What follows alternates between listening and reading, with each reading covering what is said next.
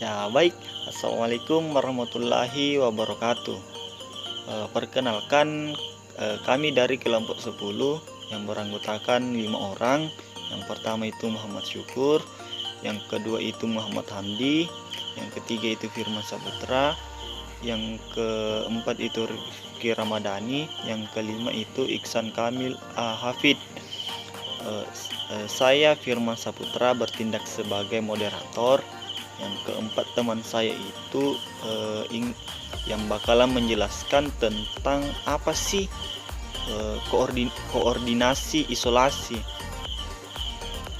Ya, nah di sini ada beberapa yang harus dijelaskan tentang koordinasi, mulai dari pengertian koordinasi isolasi, tujuan koordinasi isolasi, sejarah pengembangan, prinsip dan pengertian dasar koordinasi isolasi. Yang terakhir itu karakteristik alat pelindung. Nah, mungkin lebih jelasnya saya berikan kepada teman-teman saya, rekan-rekan saya untuk menjelaskan materi tersebut. Silahkan untuk saudara Syukur lebih lanjut.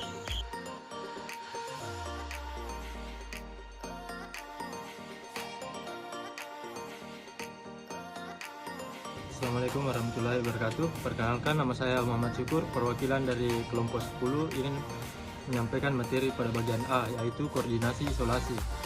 Pada koordinasi isolasi itu dapat didefinisikan sebagai korelasi antara daya isolasi alat-alat dan sirkuit listrik di satu pihak dan karakteristik alat-alat pelindungnya di pihak lain, sehingga isolasi tersebut terlindung dari bahaya-bahaya tegangan lain secara ekonomis.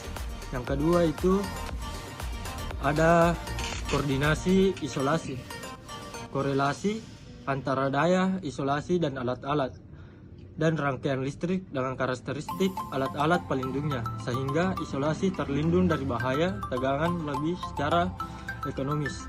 Pada bagian 3, koordinasi isolasi dapat dinyatakan dalam bentuk langkah-langkah yang diambil untuk menghindari kerusakan terhadap alat langkah-langkah yang diambil untuk menghindari kerusakan terhadap alat-alat listrik akibat overvoltage dan membatasi lompatan sehingga tidak menimbulkan kerusakan.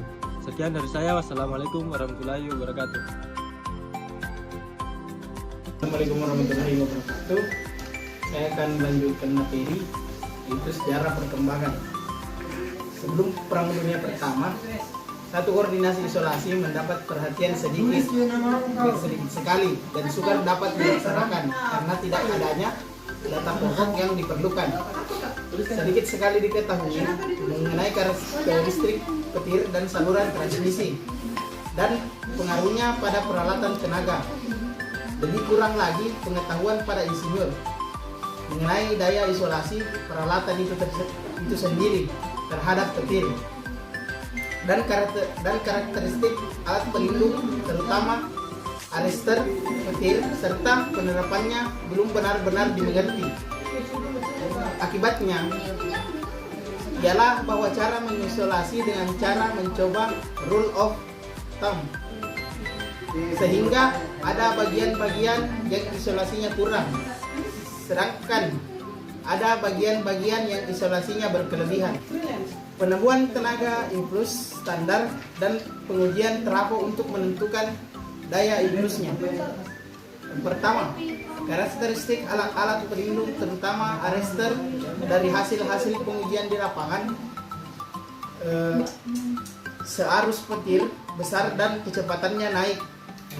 Ditetapkan tingkat perlindungan arrester ditentukan dipakai dalam koordinasi isolasi. Kedua, dengan ditetapkannya gelombang impuls standar dengan ditemukannya osilogram, maka didapatkan data lain yang diperlukan guna memecahkan persoalan koordinasi isolasi. Misalnya, karakteristik pole, waktu dari isolasi dan peralatan. tingkat perlindungan dari arrester untuk membentuk gelombang yang beraneka ragam. Karakteristik influx dari udara isolator bus itu materi yang bisa saya paparkan, lebih dan kurangnya mohon dimaafkan. Assalamualaikum warahmatullahi wabarakatuh.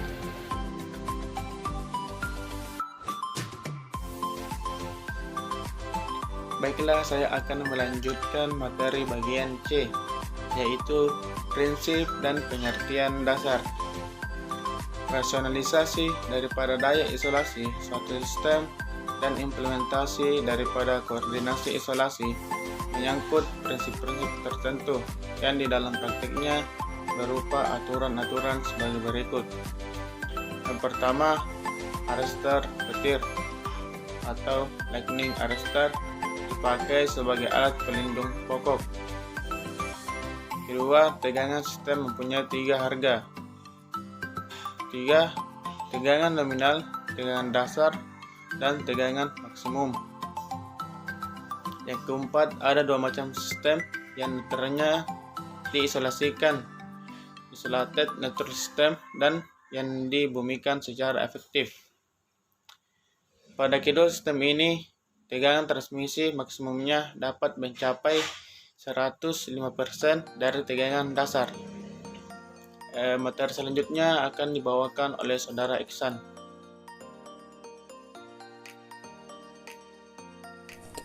Assalamualaikum warahmatullahi wabarakatuh. Pada kesempatan kali ini saya akan menjelaskan materi bagian D, karakteristik alat pelindung.